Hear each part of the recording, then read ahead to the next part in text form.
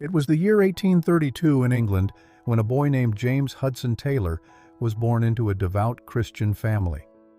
His parents, deeply devoted to God, often prayed that their son would one day become a missionary. But young Hudson, he had no interest in such things. In fact, as a teenager, he rejected God entirely and lived however he pleased. But one day, when he was just 17 years old, something happened that changed his life forever.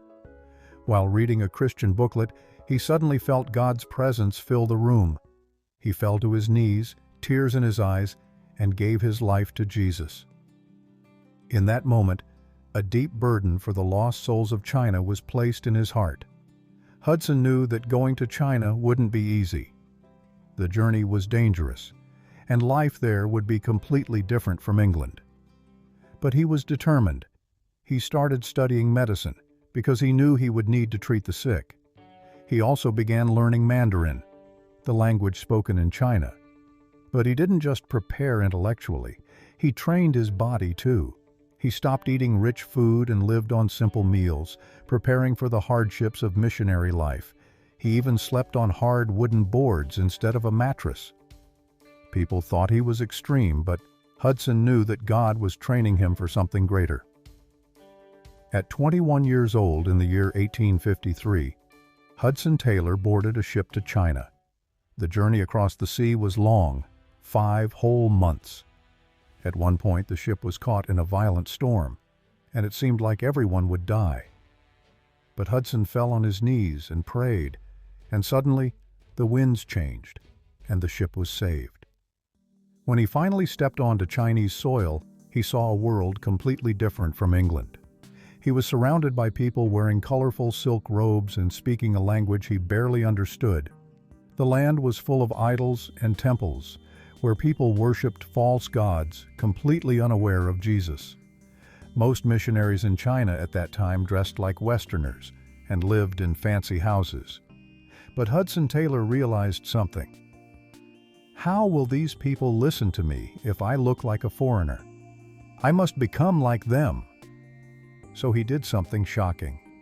He shaved his head except for one long ponytail, just like the Chinese men. He dressed in Chinese robes and lived among the common people.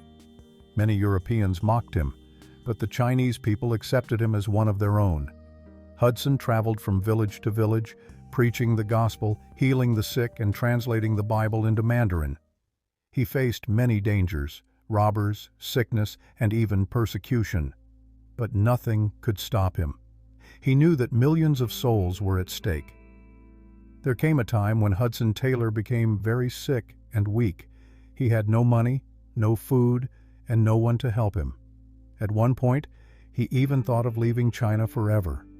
But one night, as he prayed, God reminded him, "I will never leave you nor forsake you."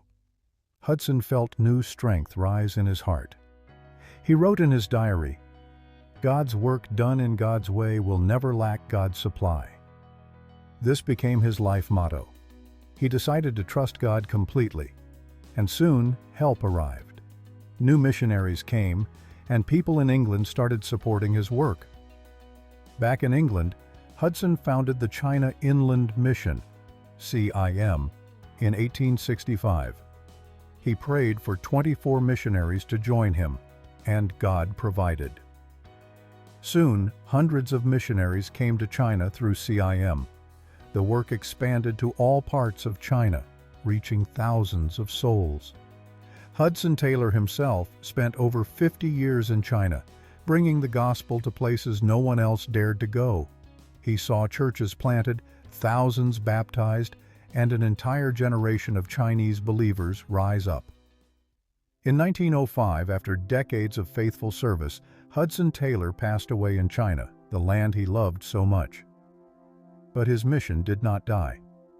By the time of his death, there were over 800 missionaries, hundreds of churches, and thousands of believers in China. Today, millions of Chinese Christians trace their faith back to one man who dared to trust God completely. Hudson Taylor's story is a reminder that one person fully surrendered to God can change the world.